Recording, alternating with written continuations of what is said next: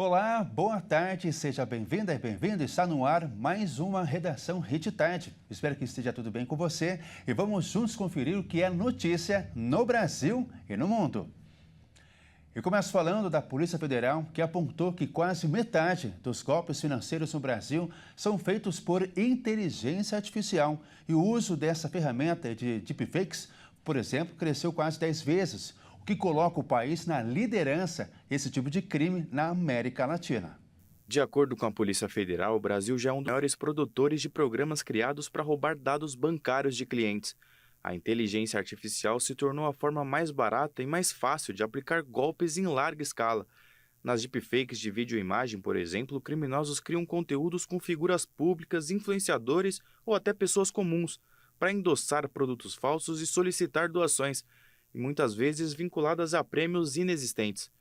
Além da troca de rostos, softwares mais avançados conseguem sincronizar movimentos labiais para reproduzir as falas com precisão. Com a ajuda da inteligência artificial, criminosos também conseguem replicar a voz de familiares e usar esse recurso em ligações para pedir transferências urgentes via Pix, explorando o fator emocional das vítimas. Para isso, as vozes costumam ser captadas em postagens feitas nas redes sociais. A inteligência artificial também é usada para criar documentos falsos com aparência real, como CNHs, comprovantes bancários e comprovantes de residência, facilitando assim a abertura de contas fictícias e a contratação de empréstimos em nome das vítimas. De acordo com o Ministério da Justiça e da Segurança Pública, houve uma sofisticação da ação criminosa com a escalada de uso da inteligência artificial. As orientações é desconfiar de abordagens feitas no ambiente digital, até ativar a autenticação em 2 fatores, o que reduz significativamente o risco de invasões em e-mails, redes sociais e aplicativos bancários. Em geral, quem entra em contato já deve ter essas informações. Por isso, a recomendação é só fornecer novas informações quando for você quem iniciou o contato. E uma nova regra do Estatuto da Criança e do Adolescente prevê o pagamento de indenizações dos pais que abandonam ou não cuidam do direito dos filhos. A omissão deles, com frequência, causa problemas emocionais. Uma lei sancionada no fim do ano de 2025 passou a reconhecer o abandono afetivo como ato ilícito no Brasil. A nova regra estabelece que o cuidado emocional de crianças e adolescentes também faz parte dos deveres legais dos pais. A legislação define como assistência afetiva a presença ativa na vida dos filhos, com convivência e visitas regulares que permitam acompanhar o desenvolvimento psicológico, moral e social. A medida altera o Estatuto da Criança e do Adolescente e reforma que o dever de cuidado vai além do sustento financeiro. O tema tem ganhado espaço na Justiça nos últimos anos, com decisões que reconhecem o abandono afetivo como passível de indenização.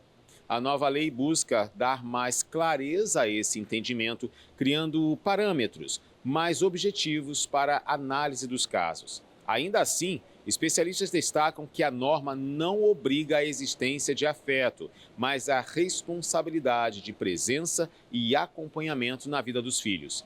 Cada situação continua sendo avaliada individualmente pelo Judiciário. Como o afeto não pode ser medido diretamente, a Justiça se baseia em elementos concretos para avaliar a relação entre pais e filhos. Entre as provas consideradas estão mensagens, registros de contato, histórico de visita, além de documentos escolares, relatórios de órgãos como Conselho Tutelar. Também podem ser solicitadas perícias feitas por profissionais da área da saúde mental, como psicólogos e psiquiatras, para avaliar os impactos do abandono na vida da criança ou do adolescente. Nos casos em que há condenação, o valor da indenização varia de acordo com a gravidade da situação e as condições financeiras dos envolvidos. Especialistas ressaltam, no entanto, que a compensação financeira não é capaz de reparar totalmente os danos emocionais causados pela ausência dos pais.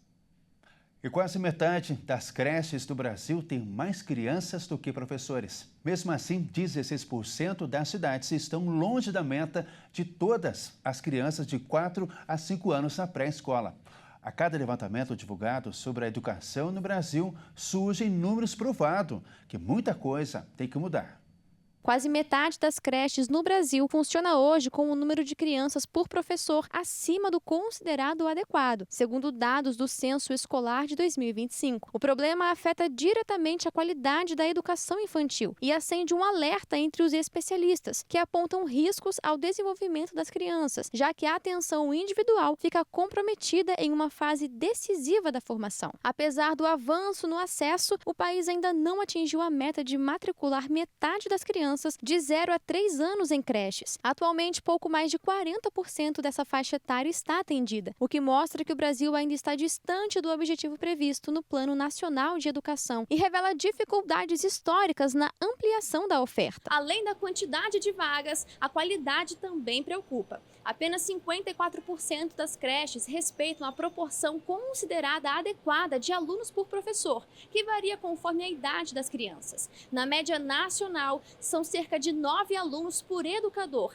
mais do que o dobro registrado em países da Organização para a Cooperação e Desenvolvimento Econômico, onde esse número é significativamente menor. Outro desafio é o acesso à pré-escola. Embora a matrícula para crianças de 4 e 5 anos seja obrigatória desde 2009, o país ainda não conseguiu universalizar o atendimento. Especialistas apontam que essas dificuldades refletem desigualdades estruturais que começam nos primeiros anos da vida escolar e tendem a se aprofundar ao longo da trajetória educacional. A oferta de vagas em creches é de responsabilidade dos municípios, que enfrentam dificuldades para atender a demanda crescente. Em muitas cidades, há filas de espera, o que limita o acesso principalmente para famílias de baixa renda. Mesmo sem cumprir as metas anteriores, o novo Plano Nacional de Educação prevê ampliar o atendimento para pelo menos 60% das crianças de até 3 anos até 2034 e garantir vaga para todas as famílias que procurarem o serviço. E no esporte, um levantamento feito pela ESPM, a maioria dos brasileiros deve gastar R$100 por jogo da seleção brasileira durante a Copa do Mundo. A alegria que só uma Copa do Mundo pode trazer, uma torcida animada, vestida de verde e amarelo. Mas entre bandeiras, ingressos e camisetas e o churrasco com a família, que não pode faltar, os consumos também entram em campo. Uma pesquisa feita pela ESPM, a Escola Superior de Propaganda e Marketing, fez uma estimativa de quanto cada torcedor deve gastar nos jogos da seleção durante a Copa. Quase um terço dos torcedores calcula gastos entre R$100 e R$200, enquanto 8,5% esperam despesas superiores a R$400 por jogo. O grupo se divide em duas partes, os que preferem comprar bebidas ou alimentos para consumir em casa e o outro grupo que prefere manter a rotina e não mudar os hábitos em dias de partida. Não podemos deixar de fora aqueles que vestem a camisa e desde já compram os itens temáticos da seleção. Apesar da Copa do Mundo de Futebol de 2026 ocorrer em 3 países, Estados Unidos, Canadá e México, nós temos um impacto na economia brasileira de forma direta. Esse evento, Copa do Mundo, ele acaba acionando diversos setores da economia e tem um efeito muito positivo. Falando em camisa amarela, a famosa amarelinha segue predominante, mesmo com a nova camiseta da seleção, da cor azul, tendo ganhado espaço na mídia nos últimos tempos. Segundo a pesquisa da ESPM, 90% dos entrevistados afirmam que torcerão exclusivamente pelo Brasil, mas caso a seleção seja eliminada, 3% migraria para uma equipe europeia e 2,5% passaria a torcer pela Argentina. Já o restante se divide entre 2 grupos indecisos, os que afirmam que não torcerão para ninguém. Realmente, a Copa desse ano promete e já está gerando expectativas. E o especialista recomenda torcer para o Brasil chegar no final da Copa e preparar o bolso para a festa do Hexa. Em geral, também, os preços tendem a cair na medida que o Brasil começa os primeiros jogos. Por quê? As pessoas, em geral, compram antes do início da Copa. Algumas pessoas esperam um segundo momento. Por quê? Há um estoque.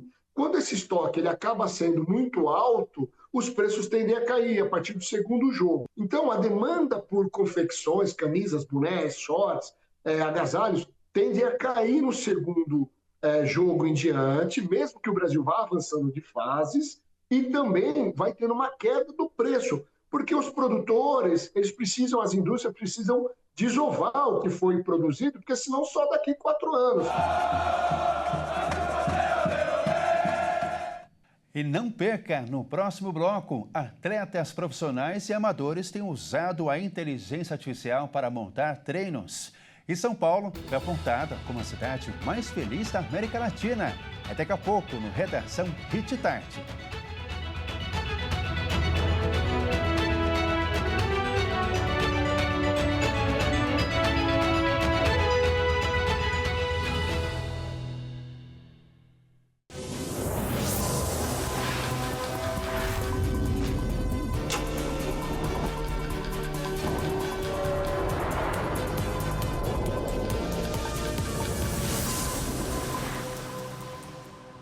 Estamos de volta com mais notícias para você.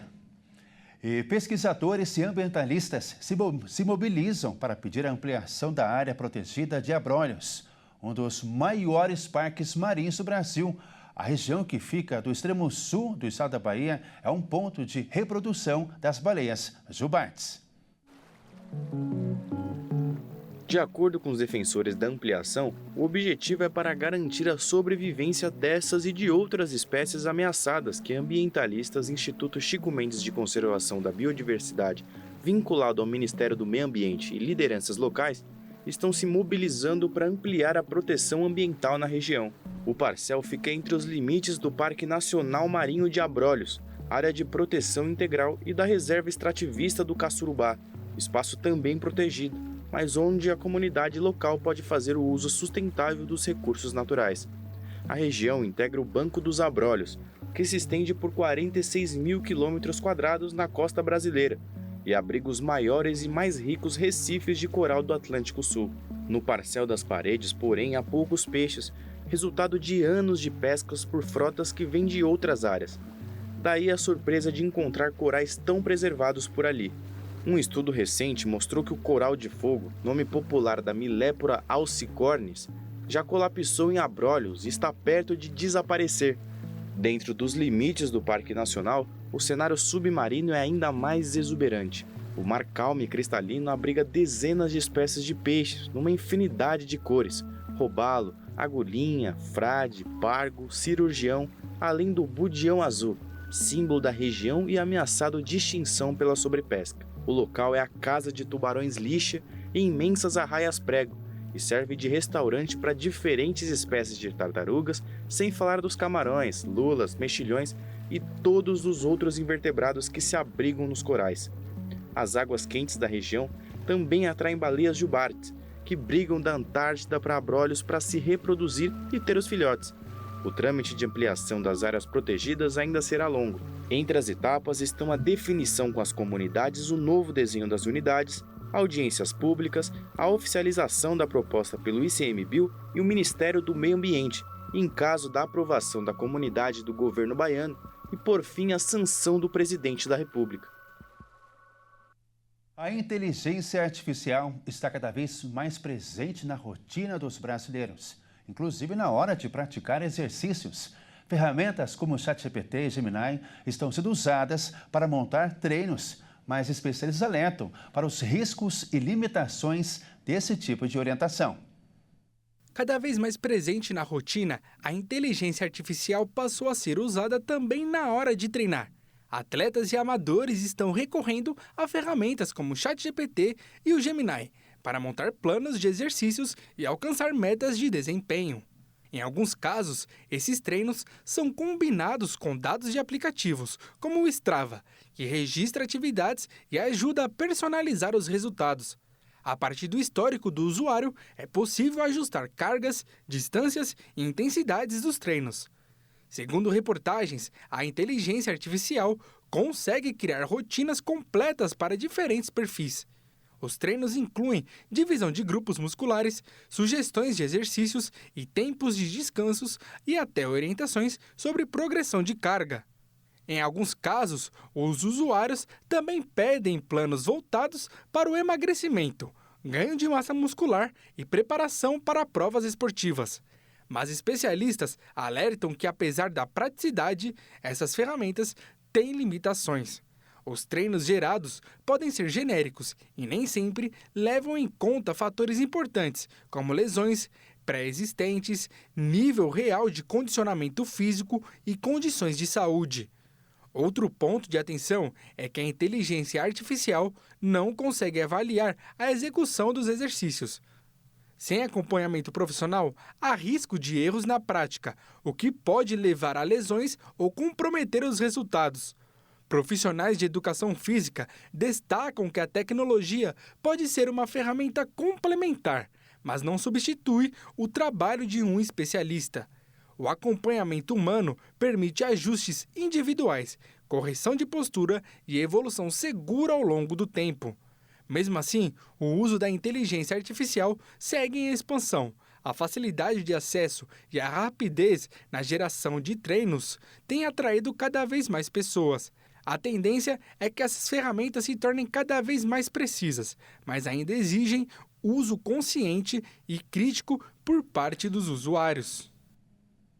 E São Paulo foi apontada como a cidade mais feliz da América Latina em um ranking internacional. A capital paulista ficou à frente até mesmo de Nova York e Pequim. Veja só. O que faz um lugar ser considerado feliz? Segurança? Boa educação? Qualidade de vida? Um governo justo? Para o Instituto Qualidade de Vida, que faz um levantamento anual das cidades mais felizes do mundo, o que faz um lugar feliz é tudo isso e mais um pouco. Hoje não há uma pergunta no mundo, né, nesses levantamentos, perguntando, você é feliz na cidade onde você vive? Não é isso que é perguntado. Então hoje, ladeado aí pelo século XXI, o que acontece é o seguinte, as pessoas olham, é uma cidade que promove emprego, é uma cidade que tem mobilidade, é uma cidade que tem tecnologia envolvida, tem infraestrutura, existe governança, tem eficiência. Então esses parâmetros é que geram essa classificação. No ranking Happy City Index 2026, que contou com 251 cidades, São Paulo aparece na posição 161. Isso coloca a cidade paulista como a primeira da América Latina. Entre os critérios mais relevantes da pesquisa estão a presença de universidades de reconhecimento global, expectativa de vida, áreas verdes por habitantes, níveis de poluição de ar, participação eleitoral e acesso ao ensino superior. Dessa forma, o top 5 das cidades mais felizes ficou assim. Na primeira posição, pelo segundo ano seguido, ficou a capital dinamarquesa Copenhague. O local que também liderou o ranking como o melhor lugar do mundo para se viver em 2025, vislumbra a todos beleza e serenidade de uma cidade completa. Na segunda posição ficou Helsinki, na Finlândia. Já na terceira posição aparece Genebra, a cidade suíça que abriga a principal sede da ONU e que continua sempre bem avaliada. Em quarto lugar está a cidade sueca Uppsala, um dos centros universitários mais famosos da Europa. A cidade com cara medieval tem muito prestígio entre os europeus. A quinta posição ficou com Tóquio, a primeira cidade fora da Europa nesta lista. Muito longe das primeiras posições vem São Paulo, em 161º lugar. As outras duas cidades brasileiras que entraram no ranking foram Curitiba, na posição 197, e Belo Horizonte, na posição 219. O que chamou a atenção foi que São Paulo apareceu à frente de cidades bem populares, como Nova York, Chicago, Pequim e até mesmo Dubai. Já a cidade do Rio de Janeiro sequer entrou na lista. Não quer dizer que o Rio seja uma cidade infeliz.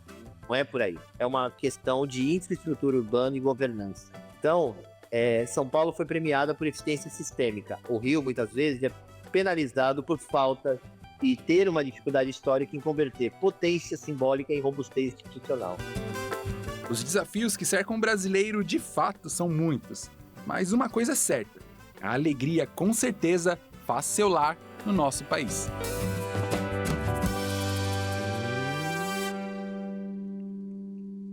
E esta edição fica por aqui. Foi muito bom estar com você. Tenha um excelente final de semana. Tchau!